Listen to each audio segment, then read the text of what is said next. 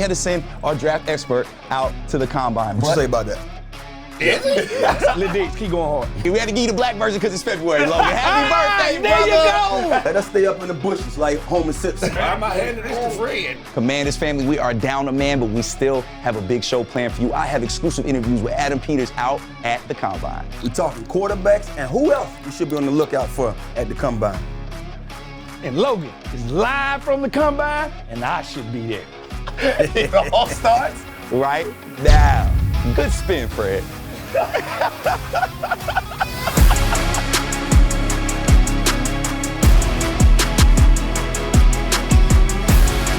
Welcome Commanders family into Command Center presented by SeatGeek, the official primary ticketing partner of the Washington Commanders.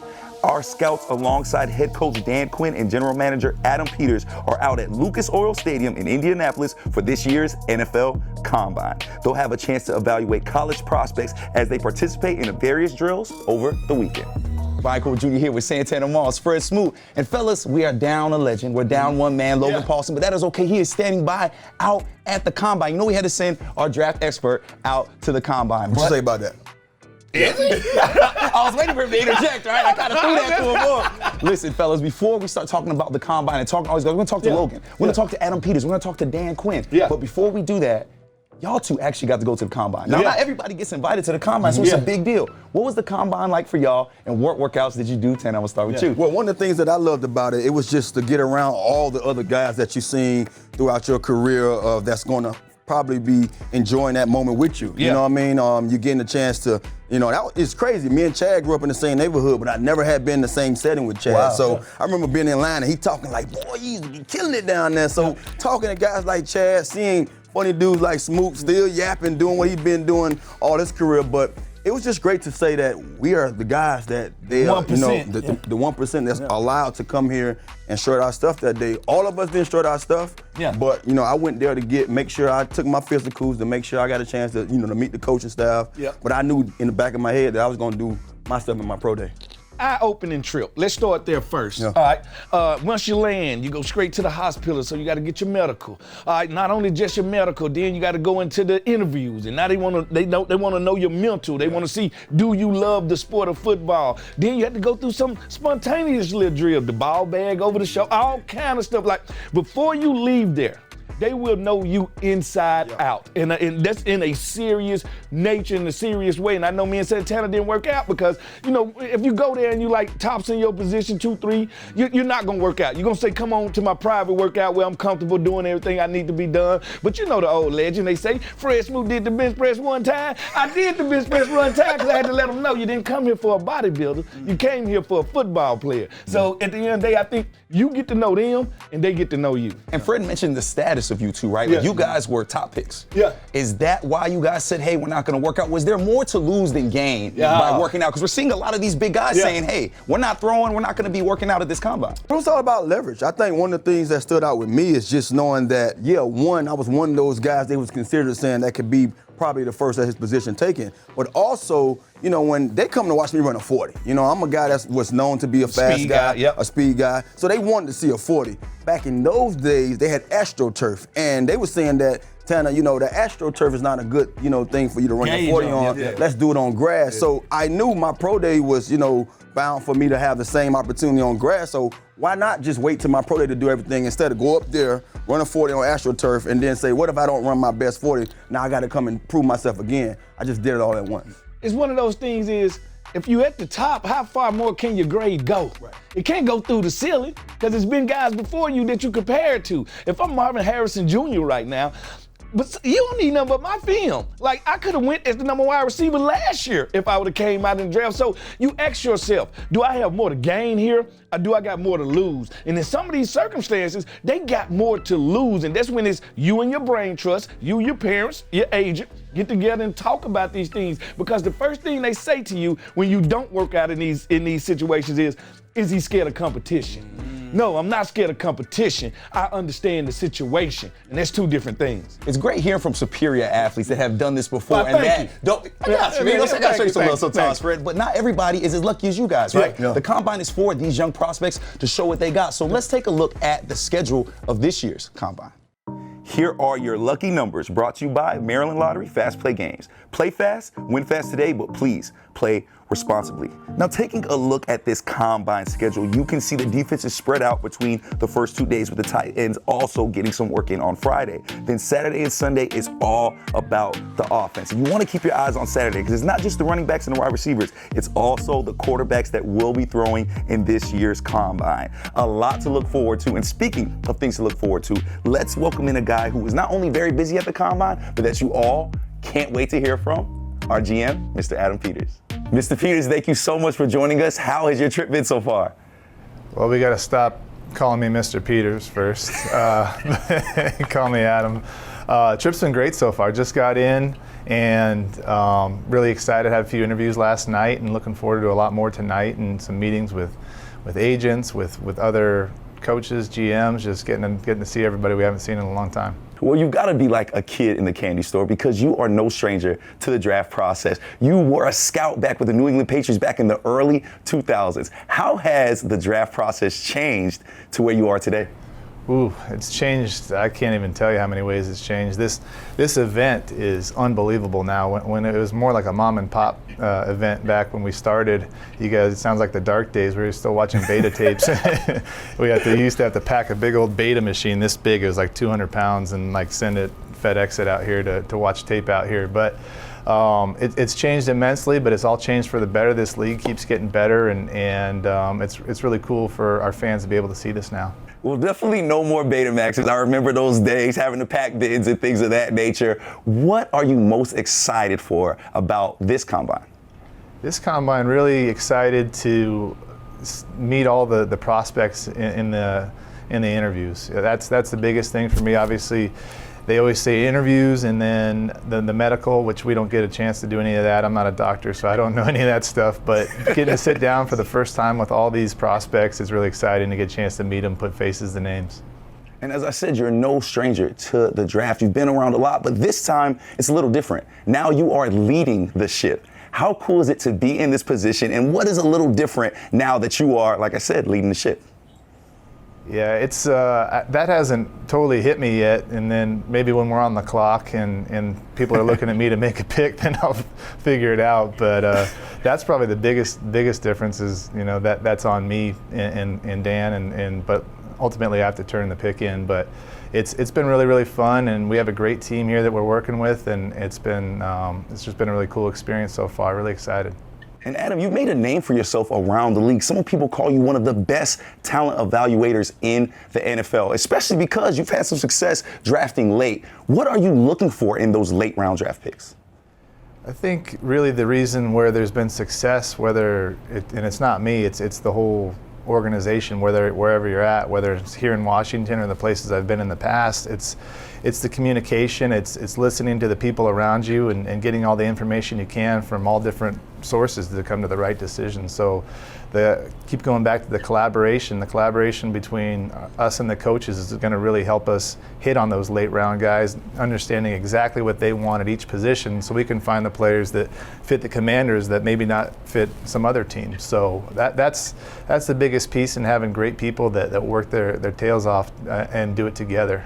It's really no secret. You know, it's simple, but it's not easy. We've heard you talk a lot about building a winning culture. So when looking at the draft, what kind of players are you looking to add to the Washington Commanders? You're looking to add people that love football, first and foremost, the people that are great teammates, tough, aggressive, physical, explosive, all those types of things. But really it's the type of person that you are and the type of teammate that you are, and creating that locker room, that culture in the locker room where you really lead yourselves. You don't need the coaching staff to lead you anymore. You have those types of people in uniforms. And every place I've been that has been successful, those teams have been led by the players.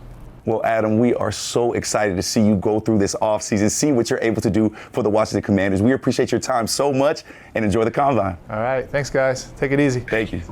According to Pro Football Focus, there are 6 guys who sit atop the rankings for quarterback prospects. The list has Caleb Williams at number 1, with Drake May and Jaden Daniels rounding out the top 3. However, according to reports, those 3 quarterbacks will not be throwing at the combine, leaving only Michael Penix Jr., Bo Nix, and J.J. McCarthy to participate from this list. Now, let's bring in 2 guys who know a thing or two about catching from QBs. Fellas, as you saw, we just saw those top quarterbacks in there. A lot of speculation on who will be the number 2 picks. Let's talk about these quarterbacks a little bit. I mentioned earlier, you guys kind of talked about the combine, right? How you guys opted to not work out. Where there's some major quarterbacks that are deciding to not throw. Does that hurt them? Does it affect them? Does it even matter, Fred? Yeah, I don't think it matters at all, especially when you're these top guys. If you're in the top 3, you can only go down. Like, it's no arrow pointing up for you because there's nowhere you can go. Like, they are looking at this situation and saying, I could only hurt my status by going throw at the combine to receivers I never threw to routes I've never thrown. So at the end of the day, I think they are saying, come to me. Yeah. And I'd do it under my own circumstances because that's the one thing about the draft I tell people. They're trying to find reasons why not to draft you at this point, not reasons why. And then one of the things that stand out to me is not only speaking about trying to find reasons of not to draft you, I think opting out of doing things at the combine and doing it more at your pro day are more favorable. You know what I'm saying? So you want to be able to say, let me have, those conditions where I can know that it's in my favor. You know what I mean? I don't have to necessarily worry about being in number 10 of the damn throwing line with all these other guys in front of me, or going with a guy who's not going to run after my pass. I'm gonna have my receivers. I'm gonna be in my my area of comfort. And then, like you said before, it's going to be favorable for him because now he's not have to worry about having blood taken from him, being talked to, taking the test, and then going out there and throw the ball. And you have these guys that are opting to throw. You have the Bo Nixes. You have the Penix going to go ahead and throw. What do they have to gain from throwing since these other guys aren't? Do they have something to gain? Everything, because they are the guys that they're right there teetering. I see some of these guys can propel themselves if the 4th quarterback that can go in the top 10 out of top 15. Michael Penix is a guy that really lit it up. He's a left-hander with unorthodox throwing style. Then you got a guy like Bo Nix who's played 7 years of football. They want to see him when it ain't in his favor. So, yes, some of these guys can run. We see it every year where some guy shows up at the combine and run a 4.240, and now all of a sudden he a top 20 pick. It happens all the time. The question is, where's your arrow pointing, and where is it going to point when you leave here? That's a good question. I mean, to me, honestly, when you have the guys that's in front of these guys as being the top 3 or being the favorable guys, I want to see how far they will probably go up on that list. Probably a little further. They might not be necessarily in front of those top 3 guys, but probably a little further and then where they are projected to go at right now. But when it comes to just them doing it there, I think they don't have the leverage, so they have to do it there. The other guys have the leverage. Hey, come to my pro day. Those guys they don't have the leverage, so they have to say, let me go out here and strut my stuff here in front of everybody that show them that I'm able to go out there and be one of the guys that these teams pick. Not just the leverage though, but they also the teams look ahead. And next year's draft is not what they call in a quarterback draft. So now they're going to really focus on the guys this year and say, well, we need one next year, but next year's crop might not produce the guy we want. I might be forced to take Michael Penix Jr. in this draft. And Fred, that is an excellent point because like you said, next year's crop isn't as good. So I'm going to ask you a question. I'll put you on the spot. The question that all Commander fans want to know. Would you draft a quarterback at number 2 if you were the Commanders? First of all, after the number 1 pick is called, I'm already walking up. I'm already walking up because this is the start of something new. This is the start of something special. And we understand through all our years of playing football, we have special defenses, we had special wide receivers, special running backs. We haven't had that quarterback, so we haven't got back to the promised land. I think the challenge starts now. I think we almost forced to take a quarterback. I don't care if you trade down. I don't care if you stay still. I don't care if you trade up. We're at that point where we have to get that guy, and we have to get him in the building, and we got to get him now. Well, he made a great point by saying whether you trade down and get that guy or stay where you at. If we stay where we at, it's no question. It's no question you're picking one of those guys. I just think that, in order for us to be the team that we want to be, going forward, you have to I guess you can say, identify with what's best for us, and that's having a quarterback, having your guy that's going to be there to build for the next 4 to 5 years that can turn this franchise around. So I think they say they have a couple of a few guys in this draft that can do that, and so if we're going to have that second pick, you got to take full advantage of it. And one thing that I could see as a benefit for a young quarterback is we already have a guy in Sam Howell who has shown he can play football. We've seen the stats. We know Sam Howell can play. How beneficial is that for a young quarterback to come in and learn from a guy like Sam, who has the same quarterback's coach this year and can learn from him? Well, you want somebody that's been through it. You want somebody to tell you and try to get you ready for what you're about to see. But all the explaining in the world can't get you ready for something that you got to learn on the job. Like Sam can be like, helping him out in the meeting rooms, helping him out with the playbook, helping him out with the terminology. But when you get on that field, that process is for you to be birthed from. And that's what he going to have to understand, whoever the quarterback is. But I'm sure Sam going to be a grown man in that meeting room like he's always been. And not only that, I mean, you talking about helping him out. Shoot, if Sam ready to play, we play him. You know what I mean? You don't necessarily have to go out there and push whoever you get, especially being that they're going to be young, trying to learn a new offense, trying to learn how to be a pro. You don't have to force them to be your guy. You can have these guys sit there and I guess you can say behind a guy like Sam, especially if he's playing well enough to go out there and be our starter, you can have both of these guys learn that system and see who's the best guy for the job. So I think we're in a great position because if at worst you got Sam for a backup, he's a darn good backup. And Taylor, that's an excellent point because even look at the Super Bowl. Those two quarterbacks that played in the Super Bowl, they did not start week one for their team. So that's very interesting to look at, something that we could also be in that same position. And speaking of positions, it's not just a number 2 pick we got. We got a number of picks coming this year that a lot of people are excited about. So let's take a look at those. A lot of draft capital for Peters and company as they continue their evaluation process at the NFL Combine. Most notably, 5 picks in the first 2 days. That's 2 second-rounders, 2 third-rounders, and of course, the number 2 pick in the first round. A lot of speculation on what the Commanders will do in the 2024 NFL Draft, especially when it comes to what the Commanders do at quarterback. While out at the Combine, head coach Dan Quinn spoke with media on what attributes he looks for in a QB.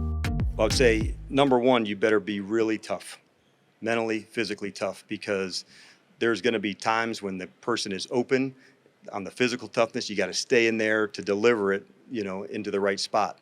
I think you have to have the mental toughness to withstand all that's going on and keep your focus right here on the team, right with the group that you're with. As far as like a performance side, I think you better show accuracy on the deep ball, because when those moments for explosive plays are there's a single high coverage, there's a man-to-man, it's an all-out blitz, and you nail those moments, that's where the explosive plays are driven. So you certainly want to look for a quarterback who can get out of a bad play.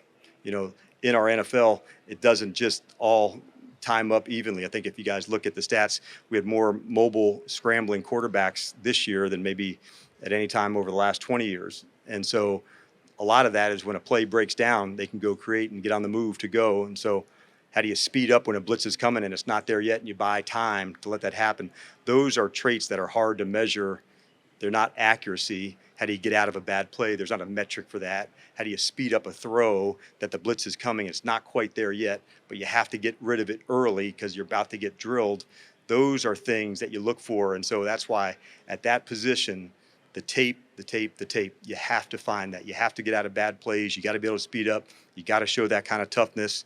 And there's all sorts of ways to look at it. I can certainly remember during my time in Atlanta inviting Ron Wolf down to training camp just so I could spend 2 days with him evaluating quarterbacks that were in that year's draft. What did you see and what did it look like? And I can remember we were watching one player and there was an interception and he had said, wind that back. And I was thinking he was thinking about the interception. No, you could let it run now. And it was to see how hard was the player going after that had the interception. So like he wasn't looking at the mechanic of the throw. He was studying the person and the competitiveness of stuff. So I think there's a lot of details that go into that position. We'd probably have a really long press conference on it, but it's also what makes my job and Adam's job really fun, to make sure you're finding somebody with rare, unique stuff and then develop it over and over and over. Now, it's not just our head coach, Dan Quinn, that's out there taking all the things that the Combine has to offer. Our legend, Logan Paulson, is also out there. Let's send it over to him and talk to him a little bit about what he's looking for at the Combine. This is your Ticket to the Draft, brought to you by SeatGeek, the official primary ticketing partner of the Washington Commanders. my guy Logan Paulson. Thank you for joining us all the way out in Indy. We miss you here at the Command Center studio. But we want to ask you some questions as we're here because Fred really misses you. You know you was his best friend. First question, you just got out there. What are you most looking forward to when it comes to this year's Combine? Yeah, we are here at the Combine, and they got the pressers going on behind us. Always a lot of fun to hear these guys talk. Dan Quinn, Adam Peters did theirs earlier in the week, but the things I'm excited for, man, are the guys on the field. I want to see these guys run, specifically J.J. McCarthy. He's the kind of quarterback, that fourth guy in the mix. Where does he fall in this order? Can he be a disruptor? That's the thing that I'm most excited to see, because if he's going to test well, if he interviews well, that's the guy that's going to be moving up draft boards and kind of shake up that top 10 picks of the first round. All right, Logan, I know all the talk about the guys at the top of the draft, the quarterbacks. Give me a couple more guys, second, third round guys, that you're really there to look and see what they do and how they do it. Yeah, I mean, there's a bunch of guys, but I'm going to give you an offensive lineman, Patrick Paul. He's a guy here. I want to see how he tests athletically. Chop Robinson, I know a lot of guys have him mocked to the first round, but if he doesn't test well, he could be a second-round guy when the Washington Commanders are picking there at 36. So there's a lot of guys here that can help their draft stock. Keon Coleman's another guy. Is he a second-round player or is he a first-round player? Can't wait to find out when they start running their 40s later this week. I'm not asking you about the Combine.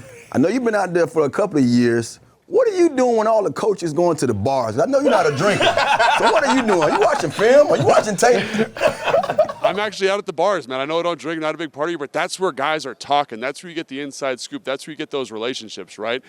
I heard today, for example, last night went out, there's guys moving up draft boards. All of a sudden, Drake May, the Broncos are super interested in him, right? Exactly. So that's the kind of scoop you get out.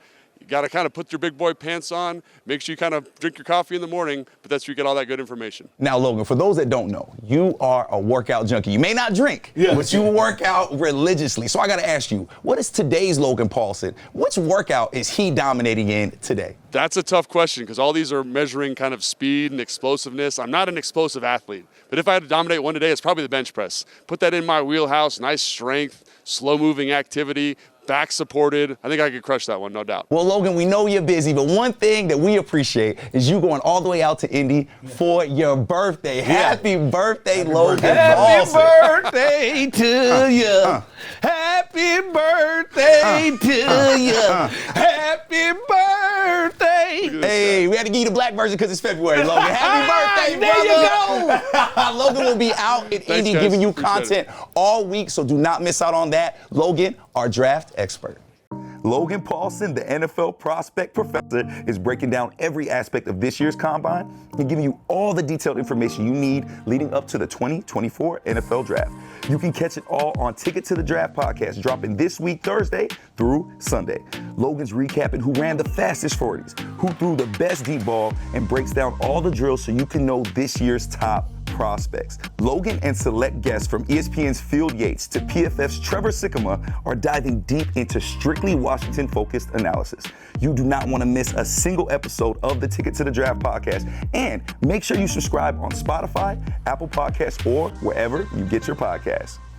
And speaking of great content you do not want to miss, Commander's Log is back. It is the only exclusive behind-the-scenes look at everything Washington Commanders. And you know what? We got a clip for you right now, so you can check it out. We weren't good enough this year. At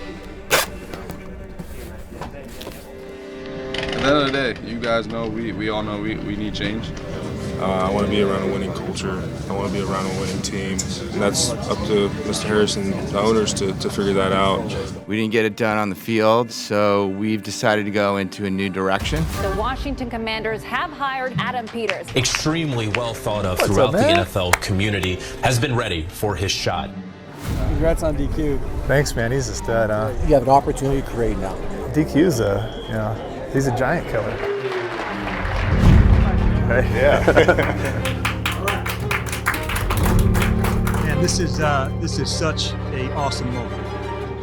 I know you're just starting to know me, and that's going to take some time because building trust, it always does. But I can't wait to start earning it. It's not every day fans get to see the intricacies of what it takes to build a front office and a coaching staff. Shout out to Commander's Log for giving us amazing content. And speaking of amazing content, let's send it over to my guys Fred Smoot and Santana Maz, who are just chilling. It's time for Just Chill, brought to you by Steam Fitters. Just chill. Steam Fitters. UA Local 602 provides the highest HVAC and mechanical piping services. Welcome back to another edition of Just Chill. It's just them two dope dudes in the Cadillac. Yeah. So Fred, you gonna start this thing off, man. Yes. That was my only bad game, bro. Who's your guard? Terry McLaurin. Bro, you got cooked, man, bro. You got cooked. You saw it? Yeah, bro. I watched the highlights. He scored 3 touchdowns on you. And what he did? And you was trying to tackle him, but then he just ran past you. He really scored 3 touchdowns on you? No. Yes, bro. One. Are you trash? Now the thing about it is, Aiden Diggs has no chillax when it comes to him. And we know how our kids will do us. Now, the question Just don't is, do me like this. Hey, I loved it because it's true honesty from a son and a cornerback. So I got to say on this one, I don't want Aiden to chill. Yeah. I want Aiden rock on, my friend. Yeah. Because at the end of the day, you can't lie to yourself when you play cornerback. Yeah, You either get beat or you don't. Well, I say this. I don't know what Aiden was doing. I don't know what Mr. Diggs did to Lil Aiden, to Lil Diggs. Big Diggs and Lil Diggs, but I had to say just chill. Just a little bit? Just chill a little bit. Don't do daddy like Don't that. hurt daddy feelings like that, man. You know, it's already a sensitive subject or topic when they're talking about Commanders and the Cowboys, so just chill a little bit, Lil Diggs. Lil Diggs, keep going hard. All right, mine's. Commanders win their division, Packers win their division, Falcons win their division, Rams win their division. Wild cards are Cowboys, Lions, Niners. Why Commanders? $75 million in cap space. Love Dan Quinn and Cliff Kingsbury as a staff. I think the Eagles and the Cowboys, because of age and drama, are vulnerable. Now, you know, we've been brought up into the media prematurely a lot in our national days media. when it comes to this team. Yep. And the last few years, we've been quiet. Yeah. But already we hearing people barking about them Commanders. Yeah. So we got, Mr. Hurd. Kalen Hurd, one of my favorites. He's saying that the Commanders is going to be a playoff team. He said winning division. Shh, Colin. Come on We now. want to keep that between us. Come on now. Don't tell everybody nationally that we going to the playoffs. Come on we now. want them to continue to sleep on us. So I'm going to say this to Colin, and I love you. Just chill. Yeah. Just chill. All right, don't tell nobody. Hey, take a chill. Pill. I'm with that. Don't speak on our name right now, Yeah. man. Let us stay up in the bushes like Homer Simpson. And I'm gonna come out of the bushes for this one because these brothers is chilling. I want to chill with y'all too. It's still February. Yeah. I have a tweet for y'all from the Commanders themselves. Yes. Y'all ready for this one now? There's been talk about Fred and the way that you're able to bake and things like that, right? So this says Pretty good, too. pretty good, right? I heard Fred Smoot keeps losing in bake-offs to Zach Selby. Is Zach really that good, or is Fred really that bad? Hashtag buttercake. All right, hashtag better butter cake than me. I'm gonna do this. All right, Selby, I'm gonna give Selby his just due. He is a good baker. Yeah. But nobody goes to a store because it's good. You go because it's great. I am a great baker. And I learned from the book of Smoot. I learned from my mother, my grandmother. So I got handed down to me for a long line of this. No, I can bake, Selby can bake. I'm just a better baker, guy. Y'all have taste for yourself, B. You know. So Tanner, you were there, right? You were part of the Command Center podcast where you guys do these bake-offs. Yeah. Tell us what happened, particularly with the butter cake, because Fred was winning for a minute. Well, right now they're tied again. So Fred started this thing off 2-1-0, 2-1-0, and now it's 2-2-1. And don't get me wrong, Zach is a guy that he takes a lot of pride in his baking. Yeah. And Fred, I always, from day one, I'm like, bro, you either got somebody in your kitchen at home, We don't believe he's actually making it that or you're good. shopping at Wegmans. So I don't know what it is, but Fred can honestly bake. And I hate to say it, the butter cake today, I was riding with Zach, and that's why now they're tied up. So. Tanner, last question Can't for win you. them all. What would you have them cook next? Because there has to be a tiebreaker. So yeah, it has to be a tiebreaker. So I'm asking either red velvet or sweet potato cake. Not pie, sweet potato cake. Both sound good. So something that's not gonna be just easy to do. Yeah. It's either gonna be a red velvet cake or a sweet potato pie. Whatever Tanner wants, we got it. How do you think you'd fare cooking those two? You do all Well, right? well, first of all, I make a red velvet that was 5-star selected. All right, don't worry about it. And I'm from Mississippi, so sweet potato pie, That's what you do. that's easy. Sweet potato cake is something my different. real well. Well, let me tell you, Fred could throw down on that sweet potato pie. I've never had purple sweet potato pie before, but Fred threw it down. Commanders family, tune in to Command Center podcast. You can see them continue to bake and continue to tune in to Command Center every Thursday, where we'll be covering everything you need to know. And Logan Paulson is out in the combine giving you all types of draft coverage daily. Stay tuned to that, and until next time, we out. Just chill. I turned blue and I was like, oh, Tonight, Dad came with. He didn't want his little sweet potato to be here without him. But now, he really wishes she was here without him. Next time, he'll just let her roll with her new entourage. And he'll only trust SeatGeek with the tickets. Because when she finds her happy place, he can find his way back to the car. The ticketing app trusted by fans. SeatGeek, so fans can fan.